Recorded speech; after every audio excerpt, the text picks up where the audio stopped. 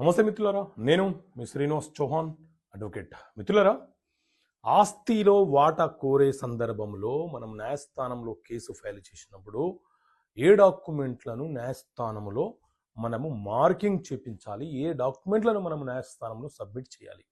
So మిత్రులారా, వారసత్వంగా వచ్చే ఆస్తులు ఏవైతే ఉన్నాయో ఆ ఆస్తులను బాగా పంపిణీ కోరుతూ కొడుకు లేకపోతే కూతురు suit for partition and separate position అనే కేసు ఫైల్ చేసిన సందర్భంలో మన పూర్వీకుల ఆస్తి అని నిరూపించే డాక్యుమెంట్లు ఏవైతే ఉన్నాయో అవి అంటే ఉదాహరణకు 1954 నుంచి ఉన్నటువంటి పహానీలు, అలాగే మనము ఎవరైతే పూర్వీకులమని చెప్తున్నామో వీలైతే వాళ్ళ డెత్ సర్టిఫికేటు, అదేవిధంగా చట్టబద్ధంగా మనము వాళ్ళకు వారసులము అని చెప్పే ఒక లీగల్ హెయిర్ సర్టిఫికేటు, లేకపోతే కాంపిటెంట్ అథారిటీ చే జారీ చేయబడినటువంటి ఒక ఫ్యామిలీ మెంబర్ సర్టిఫికేటు మనము న్యాయస్థానములో డాక్యుమెంట్ ఎవిడెన్స్ని పెట్టి వాటా కోరితే అది పూర్వీకుల ఆస్తి అయితే వాటా వచ్చే అవకాశం ఉంటుంది.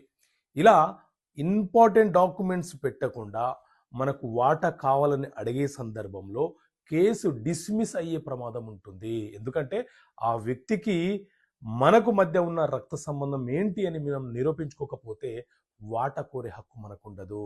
సో ఇలాంటి చట్టపరమైనటువంటి అంశాల మీద మనకు అవగాహన ఉండాలన్న ఉద్దేశంతో చట్టపరమైన సమస్యలకు పరిష్కారాలు అనే పుస్తకాన్ని మీ ముందు తీసుకొచ్చాను. ఈ పుస్తకం కావాలనుకుంటే ఇక్కడ కనిపిస్తున్న నెంబర్ కాల్ చేసి ఈ పుస్తకాన్ని మీరు పోస్ట్ ద్వారా పొందవచ్చు. ఓకే మిత్రులారా, థ్యాంక్ యూ.